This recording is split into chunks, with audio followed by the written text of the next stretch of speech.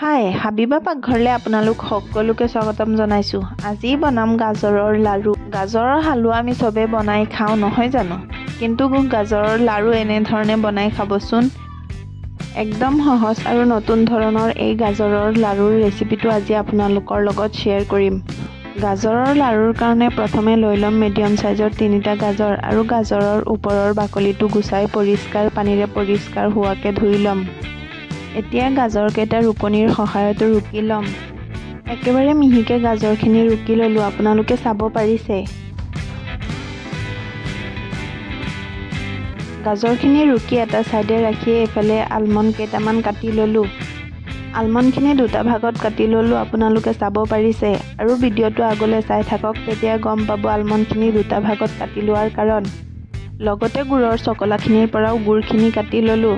মই ইয়াত গাজৰৰ 3 ভাগৰ 1 ভাগ গুড় লৈ লৈছিলোঁ।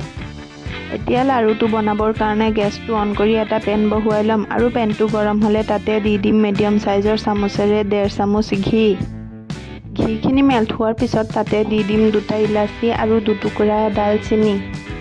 ঘিত দালচেনি আৰু ইলাচিৰ ফ্লেভাৰটো অহাৰ পিছত তাতে দি দিম আগতে ৰুকি থোৱা গাজৰখিনি।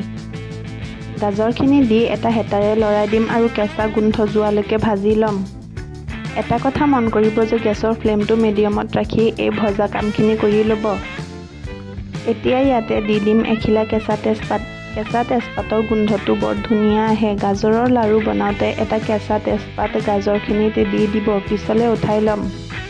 তেজপাতখিলা দি হেতাৰে অলপ সময়ৰ কাৰণে লৰাই তাতে দি দিম মিডিয়াম সাইজৰ কাপেৰে 1 কাপ গাখীৰ।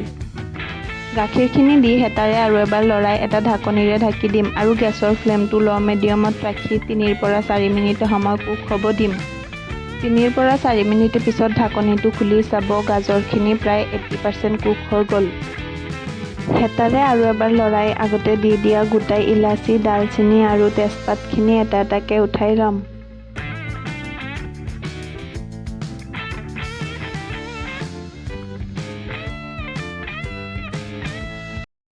ইলাচি, দালচেনি আৰু তেজপাতখিনি উঠাই হেতাৰে আৰু অকণমান সময়ৰ কাৰণে লৰাই তাতে দি দিম আগতে ৰেডি কৰি থোৱা গুড়খিনি। এতিয়া গুড়খিনি দি গুড়খিনি মেল্ট হোৱালৈকে লৰাই দিম।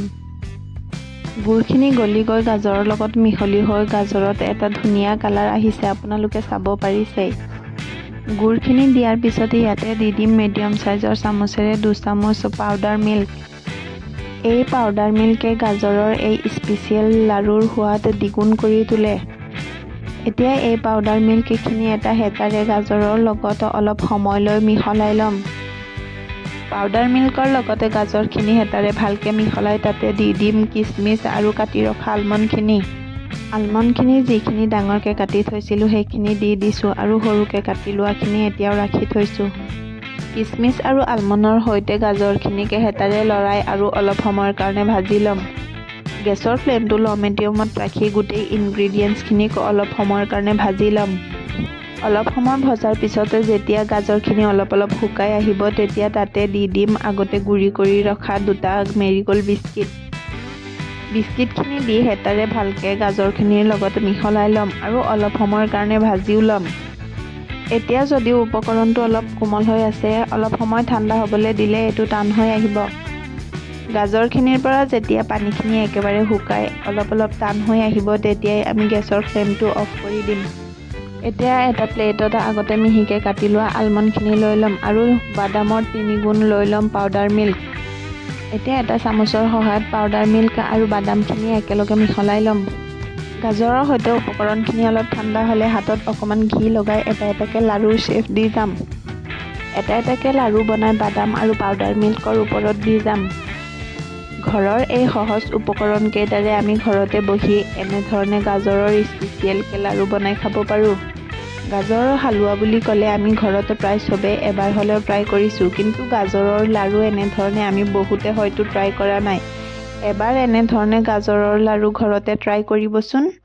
যদি ভিডিঅ'টো আপোনালোকৰ ভাল লাগে তেতিয়া লাইক, শ্বেয়াৰ এণ্ড ছাবস্ক্ৰাইব কৰিবলৈ নাপাহৰিব। কাষত থকা বেল আইকনটো প্ৰেছ কৰি দিব। অন্য এটা ভিডিঅ'ত লগ পোৱাৰ আশাৰে আজিলৈ বাই বাই।